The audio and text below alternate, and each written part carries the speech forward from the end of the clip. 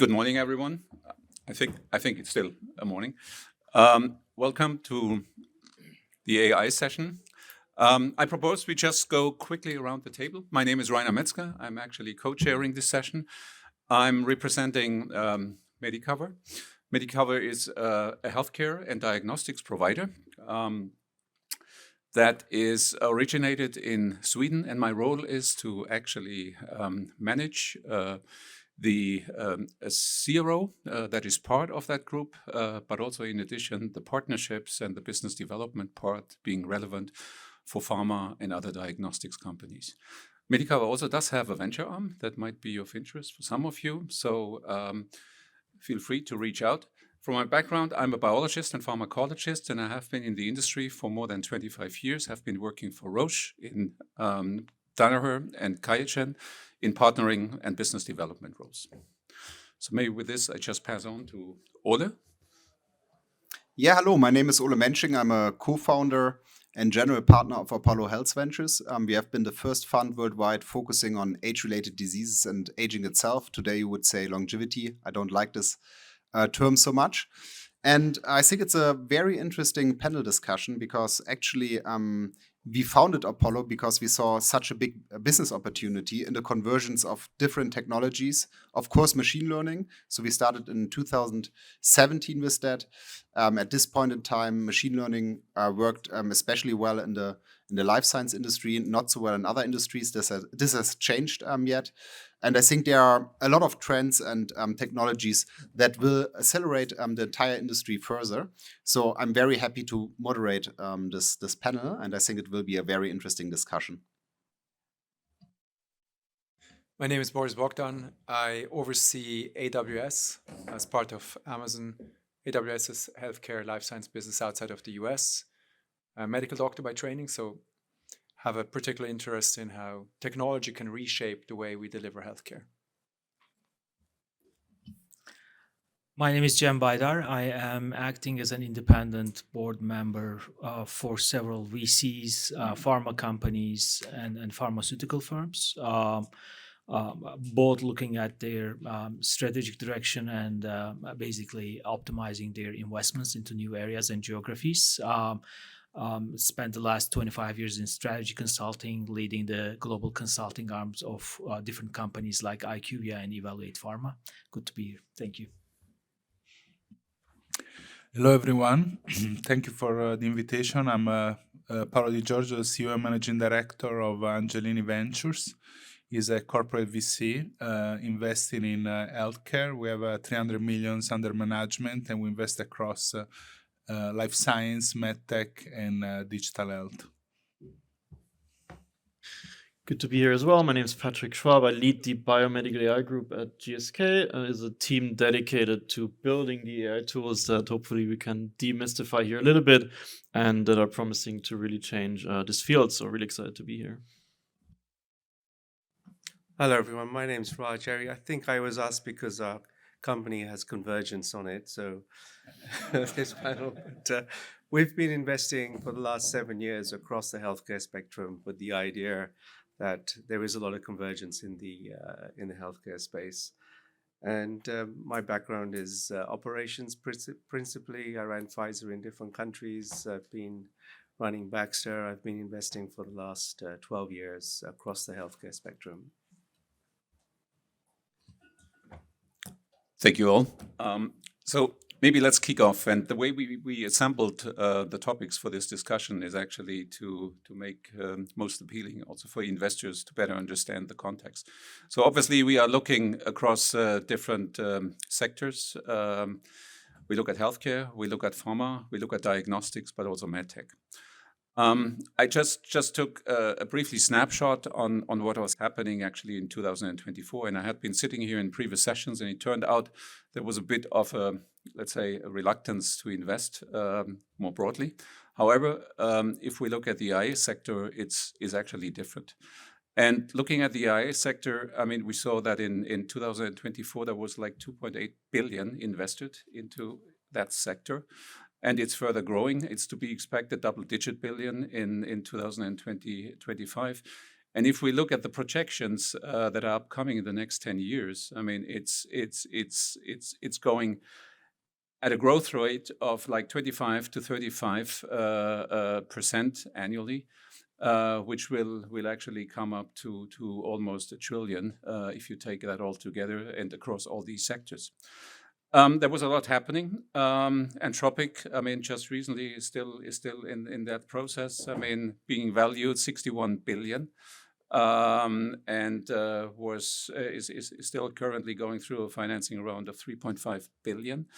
In the pharmaceutical industry, and we have a representative here from GSK. Obviously, there is a lot of activities in the drug discovery and preclinical stage, but also in the clinical phases. We see engagement, obviously, also in the area what we would call the personalized medicine part, where diagnostics come into play, and we will speak about that. But there are obviously also hurdles that we will touch on. But before we do so, I would say let's kick off with the most market drivers, with the momentum that is being generated in the market. And maybe I just pass that on to my colleagues. Maybe let's pick Cem at the beginning, and then we go further and allow everyone to briefly touch on that topic. So, Cem, please. Thanks, Rainer. I guess, from my perspective, what we are seeing it as, obviously, from the convergence perspective, if you will, is we see a lot of things coming together, and also sort of, even the terms are changing. Like, you get to see things like tech bio rather than biotech more often nowadays, which seems tech is leading bio rather than biology leading to tech. Which I think, it seems very interesting, because everything is getting weaved into sort of the natural way of what we are doing scientifically, and enablers are pretty much on the side of data and algorithms, but also computational power.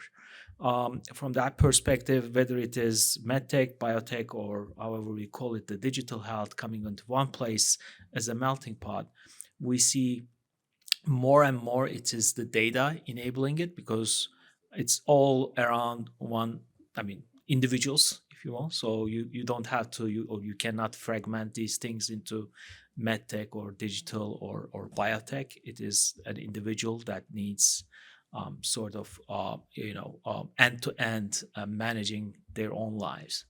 And it's going to be like this forever. But the data is still fragmented and scarce, but I think the this trend will continue, where it's not a luxury to see the tech or enabling AI as a part of MedTech or biotech, but it will be a competitive necessity.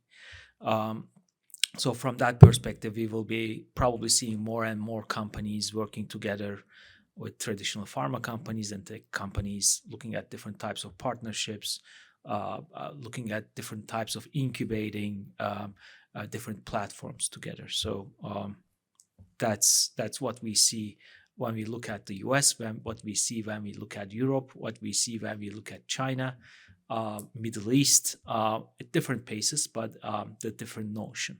So, thank you, Cem. So, speaking of enabling, and maybe I pass this on to Boris, and don't give me this look.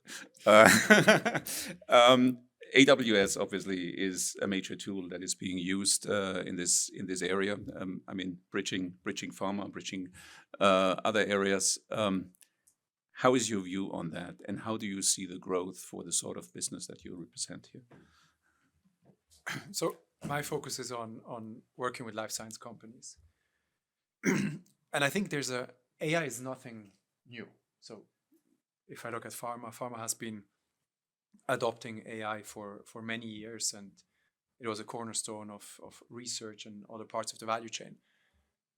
What has changed since 2 years, the advent of ChatGPT, is that the topic has moved on from a topic that is largely embedded with data scientists and IT to a topic that suddenly is adopted by senior leaders in the business, which, as a consequence, leads to a completely different approach to what budgets are available. So I'm seeing companies now building their own models, investing large amounts into Gen AI for multiple reasons. But next to that, we're seeing the shift of who's actually interested in the topic and is driving the topic. We're also seeing that through the latest advances, the topic has opened dimensions which in the past have been harder to access, such as improving productivity, automating, reducing costs. And I think this acceleration or these factors playing together has changed the dynamic massively over the last 24 months, at least in some aspects.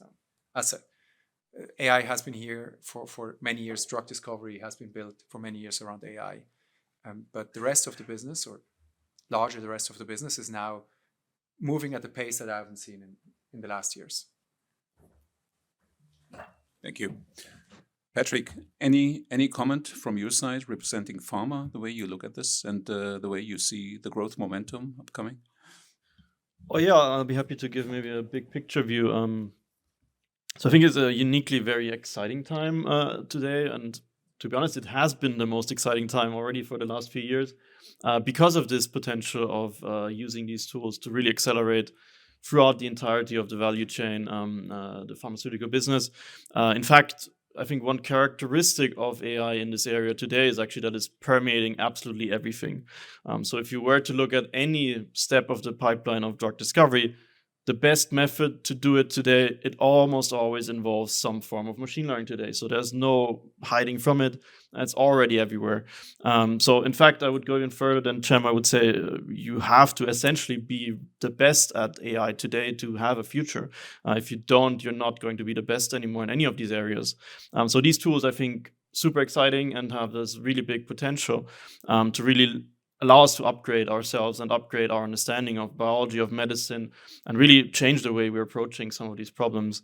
Good examples we have in the early stages. We just released our genetic language model, which basically, similar to what you know with ChatGPT and other language models, it treats the genome as a type of language, and it basically learns to read and interpret from first principles what you can infer from those genetic codes. And so that's one really big breakthrough that you can use already in the very early stages to understand disease from the bottom-up principles. And then secondly, we also have the same impact now in our late-stage pipelines, in our development stages, where we're using routinely now these types of models to really survey who is the right person to receive which type of medicine, and how can we use those tools to maximize the potential positive impact of those emerging new medicines. A good example in hepatitis B. Hepatitis B, we actually have a whole software stack of tools that helps us make the most of our emerging portfolio of medicines, where, for example, as you might know, hepatitis B, if you're not familiar with it, affects roughly 300 million people. 90% plus of people don't even know that they have it. So we're developing a bunch of tools that allow us to identify these other individuals, allow them to seek treatment early, and allow them to get access to these therapies much more early in their development, so that they can avoid long-term negative impacts such as liver cancer and cirrhosis. And so these tools are everywhere, and they're really enabling new types of business models, new types of impact, and ultimately benefiting patients in an enormous scale. And maybe one takeaway for you guys is this is really set to change everything, I think. And if you are thinking it is going to have a massive impact, you're still underestimating where it's going to go. Thanks, Patrick. Let's get the investor's view. Cem, Paolo. Paolo, why don't you start, and then Raj, why don't you follow up then on that? Yes, so happy to follow up. Well, I mean, I agree on the fact that definitely we're seeing an enormous growth potential in tool that use AI in the healthcare broadly.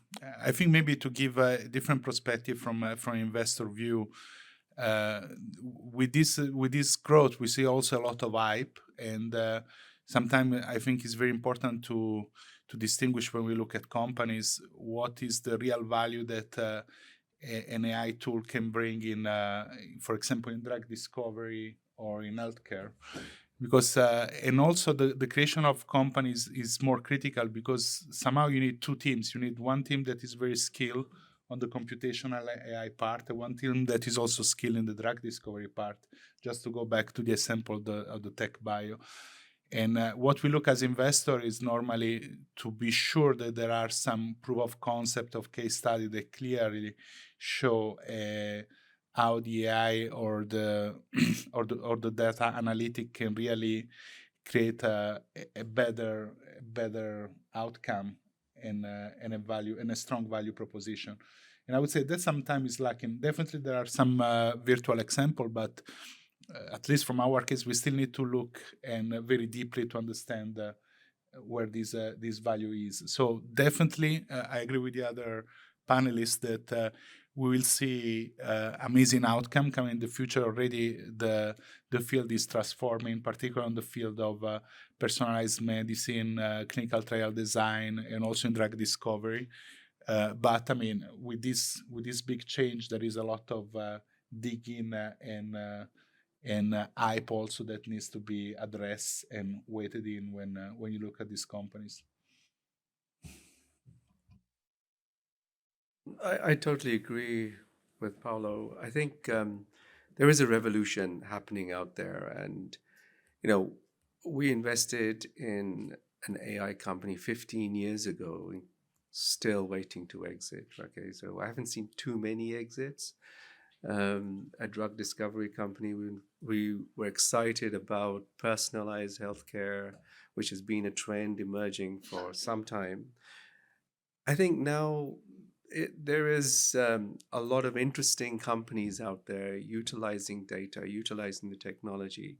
And one stat I saw recently was that, the healthcare industry is really behind in how it's using AI compared to other industries. I think it's about 22% penetration in our sector compared to the financial sector and others. So there is a long way to go. I personally think in the area of diagnosis, in area of process improvement, this is where we'll see a lot of benefit in using AI, and that's where the first sort of exits will come. We're sort of already seeing some of those. Thank you. Okay, and then I would say we can jump to the next topic. We are talking about. I think we are talking for years now about personalized medicine, and also the role of diagnostics and AI in that. I really think that we are on an inflection point here. In the last years, I haven't seen too many companies that can really perform personalized medicine, but I think with AI as a tool, we are there. We can do stuff in that area, and I would of course like to see a new perspective here from the panelists on that topic, and maybe we start with you, Patrick. So maybe you can talk a little bit about that, how AI will influence personalized medicine, what kind of technologies or products you see coming up there, and where you think there are areas of growth within personalized medicine. And we can also touch, of course, the role of AI in diagnostics, if you like. Yeah, I'd be happy to take that, but maybe before I go there, I could react quickly to what Paolo and our colleagues here, Raj, said. I think this topic of hype is quite important, and you see these days quite a lot of people claiming to do AI, and when you try to assess the substance of that, it is often not there. And I think you very often need to also educate yourself in terms of what are the real problems that the field has, what are the real solutions, what actually works. And I can tell you definitely I've been working on this for the better part of a decade, and I can tell you it takes quite some time to even identify the right problem to address with AI. And so I think it's really important and incumbent upon everybody to educate and advance, sophisticate themselves into a direction where we actually can separate the things that are true and have substance from the things that don't have substance. But I can tell you definitely there is enormous substance in this change. There is I would almost say a paradigm shift, where in the past we used to do medicine in a very superficial way. And now these models, they actually allow us to do a much more detailed, much more higher resolution understanding of what's happening in human bodies. And this was just completely infeasible in the past. We never had this ability to understand biology at this level, and this is a paradigm shift. So this will really change how we do medicine, and this is exciting, and I think it will lead to big impacts. However, you have to separate that from the things that also many people are claiming that are without substance. So a lot of these things, I think they are very exciting, and there's huge promise, I think, for the first people that really figure these types of things out. Now to the second question regarding the impact on personalized medicine. I think one of the really, really cool things about AI is that it can really deal with two types of data that historically weren't very accessible to interpretation in medicine. One is unstructured data, so data that doesn't have some natural structure. It is not conforming to some kind of fields or tables in your Excel sheet, but rather it has image form. It is the form of a genetic code. It's the form of different types of measurements, maybe a time series.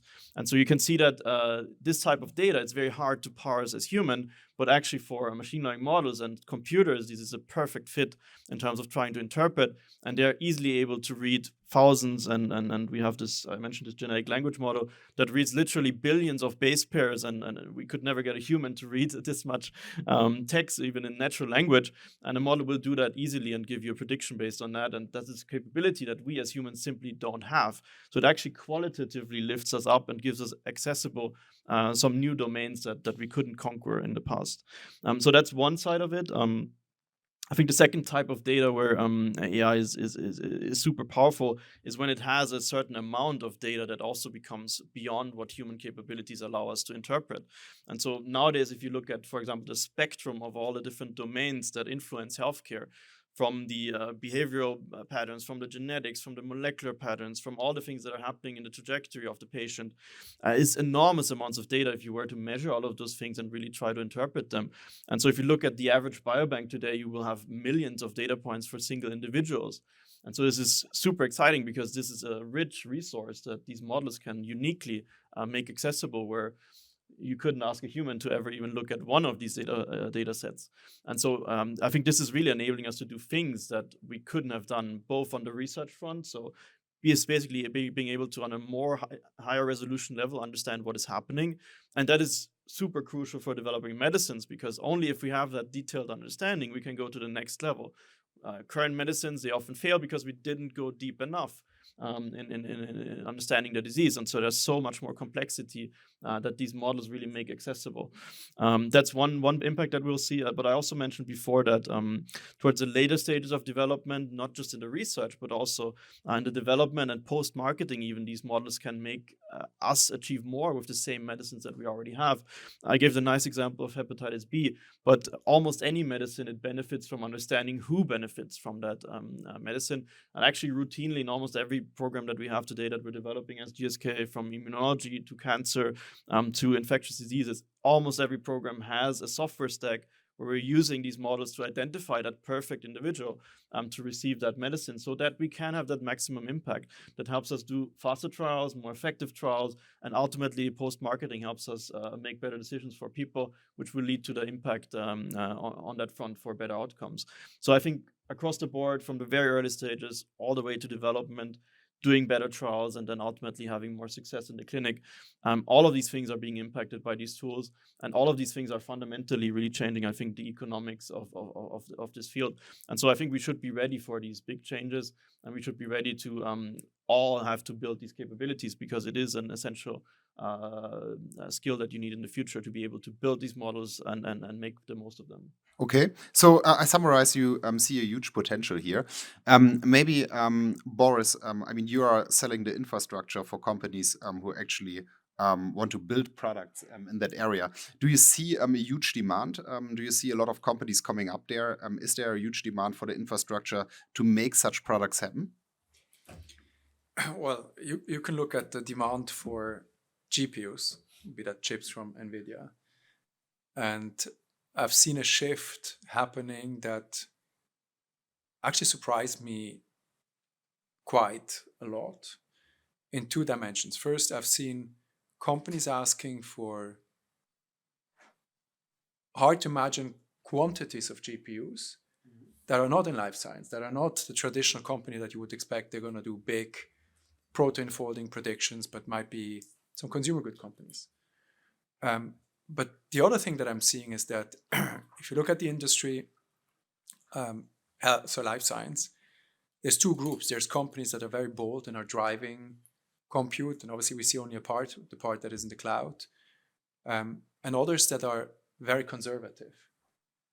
And I think it's going to be interesting to see over the next years how that plays out, whether we're going to see a group of companies in pharma, life science that will actually be leading the industry because they have been bolder and more aggressive in building those models and using those models across the value chain, versus others that are, experimenting but not really going all in.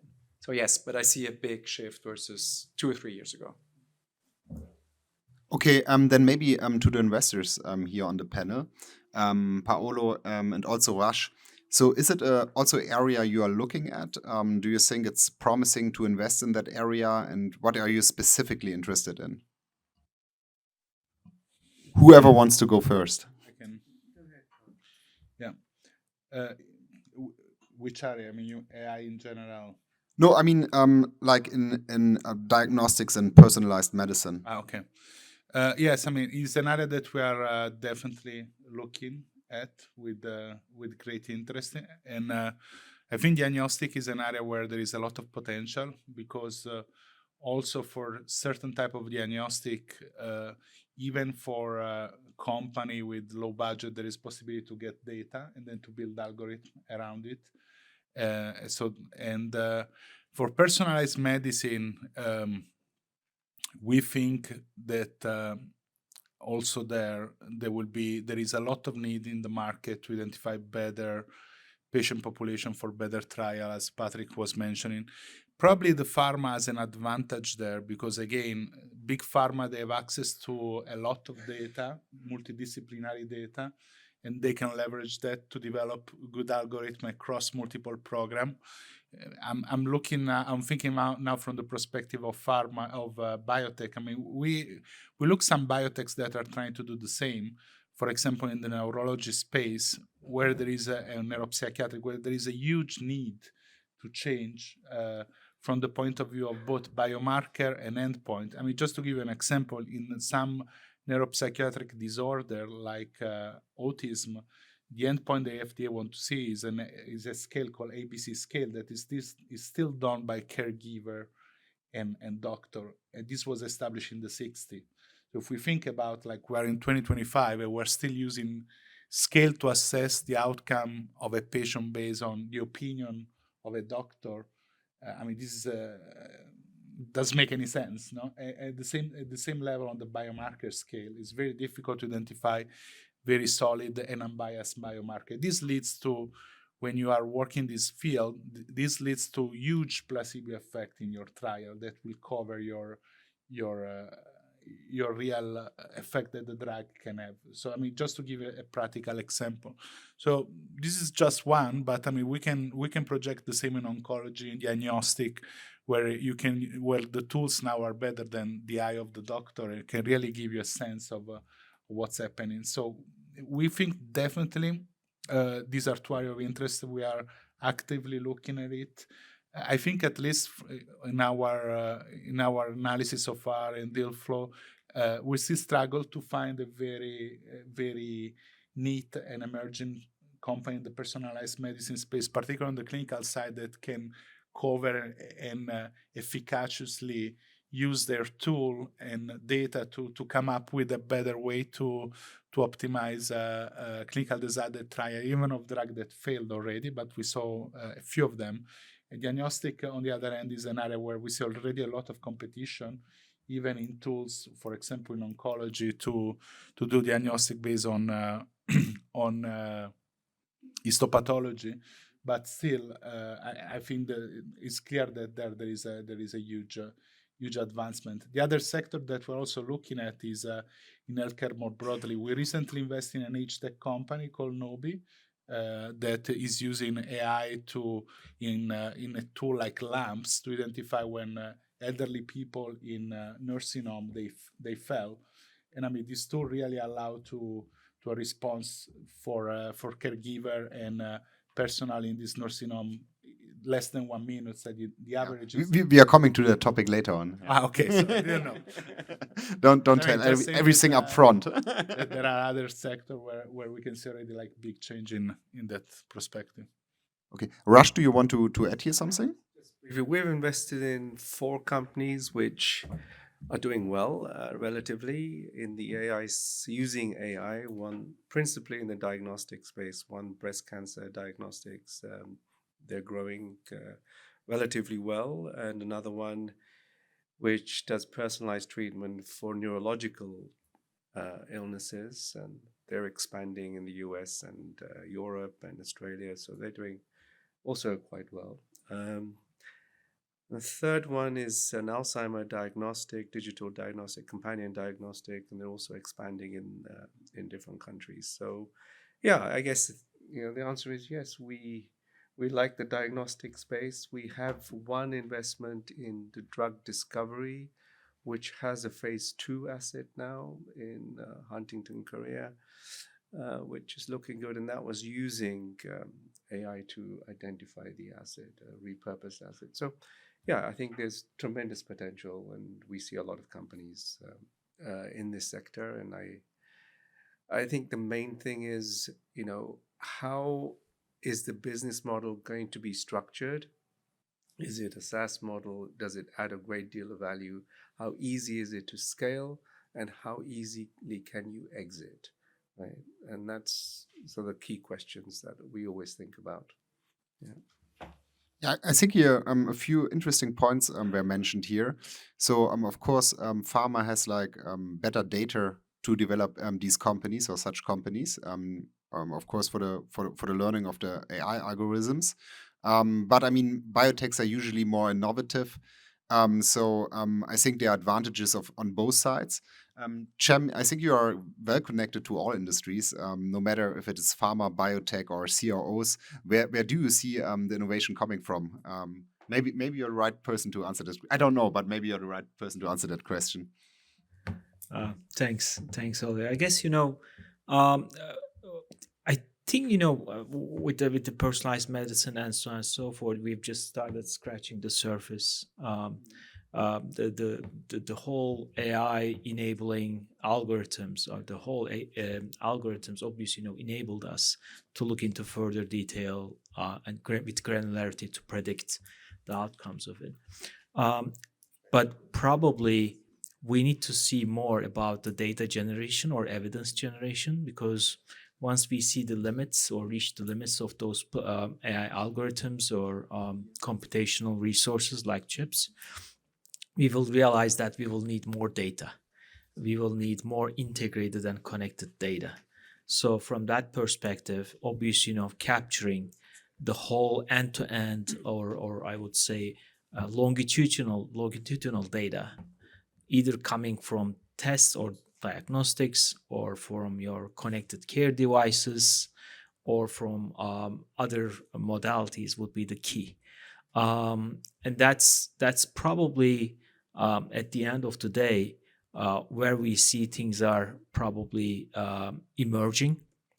You see things such as exactly as you said, like monitoring the behaviors on the elderly care homes, understanding different data from sort of movements, predicting modalities, at the same time looking at sort of oxygen levels maybe of the same individual, but it has to be connected. So I think the innovation will come from evidence generation platforms and technologies, and embedding this into a more like a connected platform per se, because otherwise it will be very fragmented. I remember the times that when I was leading the consulting group of IQVIA, we used to have interviews with the regulatory agencies and so on, and they were looking at, well, okay, but what if this data, I mean, is this interoperable? Is this sort of connected? Do you see the full picture of it? These were the things that are obvious, both from the regulatory perspective and also from the sort of, the scientific perspective, what is needed. So from that perspective, watch out. You will see probably new devices, technologies, or ways of identifying new real-world evidence generation platforms, and that's where the innovation will come from. Thank you, Cem. Let's switch gears. Let's look at a different area and sector, which is pharma. And if we were to look at pharma, then there are obviously, let's say, different levels. I would like to highlight the drug discovery and development part, and I would like to highlight the clinical part, patient monitoring, and clinical trials as such. What I took home for AI involvement in that part, obviously, is that there is a bunch of enabling tools, and we will speak to that in a minute, that are being utilized in order to further build that in a professional manner. But then there are also levels where some of the key compounds have not yet seen the impact being driven by AI. And I would probably highlight biologics, that is still in its emergence. I mean, we've seen some results for small molecules that have been produced and generated on a digital level. But quite often, I mean, the generation of antibodies also, let's say, needs to be linked with function. And this is still, let's say, the challenging part. I would propose we start with that one. And maybe, Patrick, if I just hand that over. I mean, you now sitting on the pharma side, looking at, let's say, proposals coming to your table, affecting both drug discovery, but also the clinical part. How do you assess and how do you decide whom to pick and what are the criteria? So can you give some insight here? Yeah, I think you make some really interesting points. I think we definitely see a little bit of an over-focus on the discovery space when you look at this area. Which is somewhat counterintuitive because I think a lot of the impact is actually in the later stages. And if you can do 1% higher probability of success in your clinical trial, that makes up for quite a lot of discovery projects if you can do that. And many of these tools actually can achieve that. So I mentioned before tools that, for example, help identify individuals for trials, be very accurate in doing so. This can actually make a huge difference for the overall economics of a study. And these types of things are reality today and very standard across the portfolio and have a huge impact as well on that side. So I think, although it doesn't get as much attention and as much talk, I would say the clinical side is not to be underestimated at all and carries a lot of weight, I would say, in general, also with what we see internally. So just a little bit of context, the GSK AI team is somewhere around 250 people now dedicated to doing only AI across our entire portfolio. And you can already tell from that magnitude that we're already using that for pretty much every single program that we have. And these are already standard tools. So this type of impact we're already seeing. A lot of these tools are developed in-house at GSK for the primary reason that, as you said, we have the scale and we have the data sets and the foundational resources that allow us to be the best at doing these types of things. Nonetheless, for partnerships and potential opportunities, there's always ways to enrich what we have, even in the side of data. Data is quite interesting because it has two interesting properties. On the one hand, in general, data is always plenty, but if you look at a specific case, it's always too little. So if you look at all the records you may have on patients in general, you may even be drowning to some degree in data. But if you then want the people that have a specific disease and have a specific mutation, suddenly you have 10 people. And so I think if you have specific, very important, highly valuable data points for which you have a reason why they're valuable, I think that can still be quite interesting for partnerships. And then I mentioned already, I think the point regarding what are interesting models. I think this ties back to what Paolo said before, where you really need to have substance, and you need to have more substance than what we're doing with our team, right? So you need to actually reach a threshold of sophistication, a threshold of understanding the field and understanding what the right problems are, and also having a solution that is better than what GSK could build internally. So you need to have a lot of preconditions to be interesting for partnerships. And so this is quite hard, actually. And in practice, I would say most efforts don't reach that high quality bar. And so it mirrors some of the thoughts that Paolo had. And nonetheless, I think there's huge potential here. And especially, if I have just a minute, I think a lot of people look at AI, I think too generic, where there is, I think, two different categories of AI. One category of AI is the one that I mentioned before, where it's permeating everything. It's basically an additional 10% on top of every process.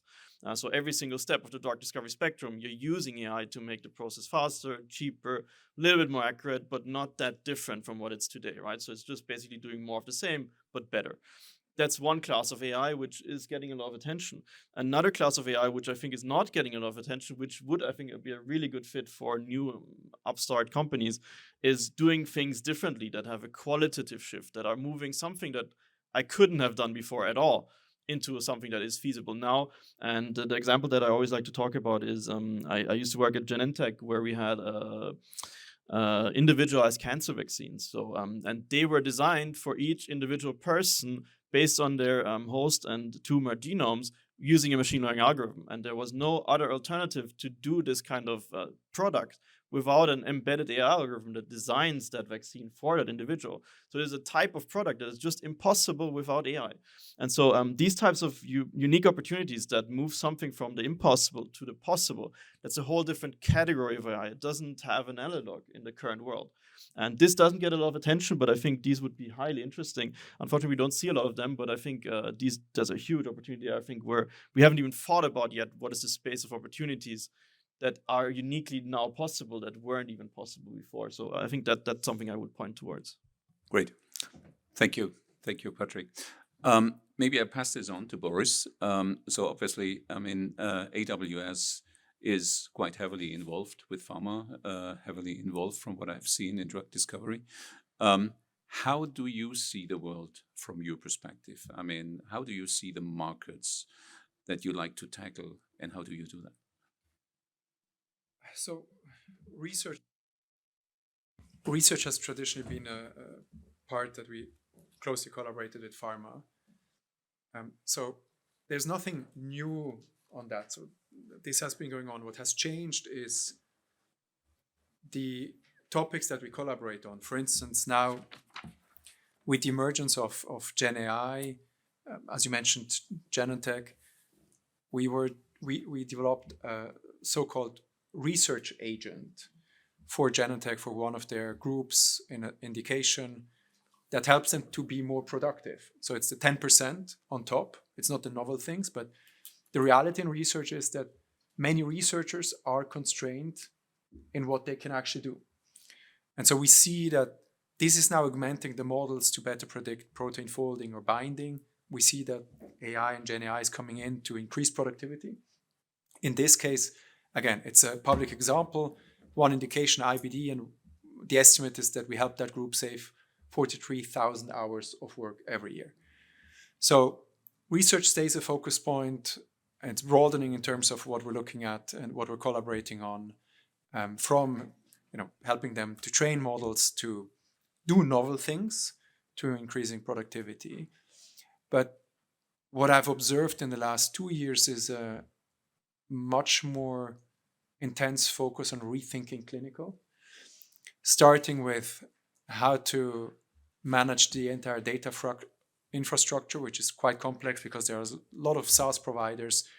It's hard to get the data out. So we see more and more of the big pharmas taking a stab at changing or modernizing how they handle the data for clinical in order to enable all of those use cases, such as predicting the outcome of a trial, such as automating study report generation, with the ambition to shorten timelines in clinical by about 30 to 50%, mainly because there's still a lot of manual work. So you have, if you look at a study, you have for every pharma company, you're going to have thousands of people sitting in India that will just take data that sits in one system, put it into another system. And that's where we see a lot of interest to use AI to automate that and to standardize that. Next to us as well, starting to think what role can agents play to make staff and the trials more precise and more productive. Thank you for that. We are slowly running out of time, I think. Maybe before I hand over to you, there will also be an opportunity for the auditorium here to pose questions. Before we do so, maybe just hand over to Ole to just, let's say, kick off the last part of the session then. Yeah, so we only have 5 minutes left. So, I mean, I would be interested in, we have talked now about a lot of parts of how AI is affecting our industry. And I would be interested in, I think this would be also a very good endpoint, what you believe the next sector will be that will be disrupted by AI. And as an investor, where you would put your money. So maybe one of you is answering this question because we don't have much time left and we would also like to allow questions from the audience. So who wants to answer that? Maybe one of the investors. Rush? Yeah, no, clearly it's very exciting what's happening out there. I think the question is also around what is going to happen in places like Europe, versus other places around the world, which is innovating in AI, because it's getting very, very competitive, right? If you invest in one diagnostic, then another one will come very quickly, which may supersede it. So I guess what I'm saying as an investor, we have to be quite cautious and well informed in how we invest in these companies. There is, I think, a great deal to be done in precision medicine for sure. A great deal to be done in process improvements. That's where I see a tremendous opportunity. Drug discovery and so forth. I think it's important, and I think pharma will sort of lead that, right? But as a small VC, we have to sort of pick the fights that we can actually get some returns from. Maybe I can quickly add also healthcare service is an area where we can see there is huge potential. We will see an enormous transformation in the next 10 years. The challenge there is going to be adoption of clinician and patient, but it's something that will happen. There is no other. I mean, that's just going to happen. Yeah, I think there was no technology ever in the history of human that was adopted as fast as AI. I mean, when you look at the user numbers of ChatGPT, I think they had over 1 billion or over 100 million users within 3 days. All right. So are there any questions from the audience? We only have very short time, so this is your moment. We have 2 minutes We and have 90 one seconds. question over there. Yeah.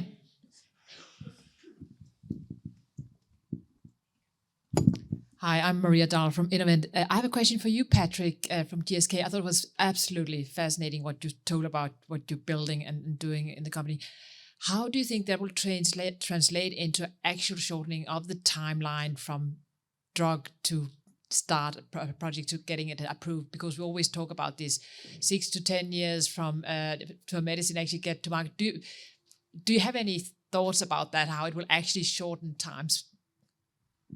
It's a really good question. I think time is one thing. So I'll answer your question first, but I think actually maybe a distraction to think about time.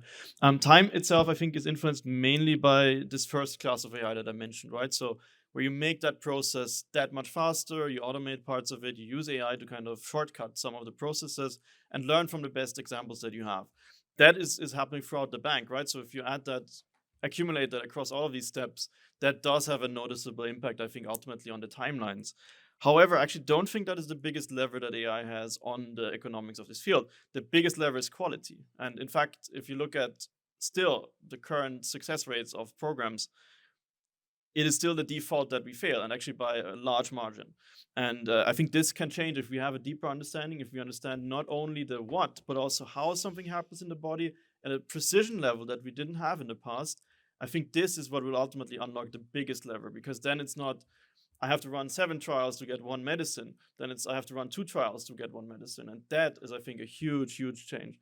And I think some of the things that we're seeing, like on the science side, so a lot of the things that we do actually is really advancing the science, because as Paolo rightly identified, a lot of the substance isn't there yet, right? So we don't actually have a lot of these tools yet that work. And so we develop new tools and innovative new approaches to try to address these kind of very hard problems for the first time in history. And so for these kinds of ideas, I think moving the quality bar and seeing those early signals, I'm very excited that could be possible. And it will take obviously a long time to implement it across the board. And we'll see some first successes in some small areas. But I can see a clear path where we are today and where we can get to when we implement these things across the board everywhere to the degree that could be possible. So I think that will be the big change. And I think that is the thing that we should pay attention to, less so the time. All right. So we are actually already over the time. I think it was a very interesting discussion. Also, it doesn't feel like it. We are looking at a bright future for our industry and also for patients. And yeah, everyone, thank you very much for joining this panel.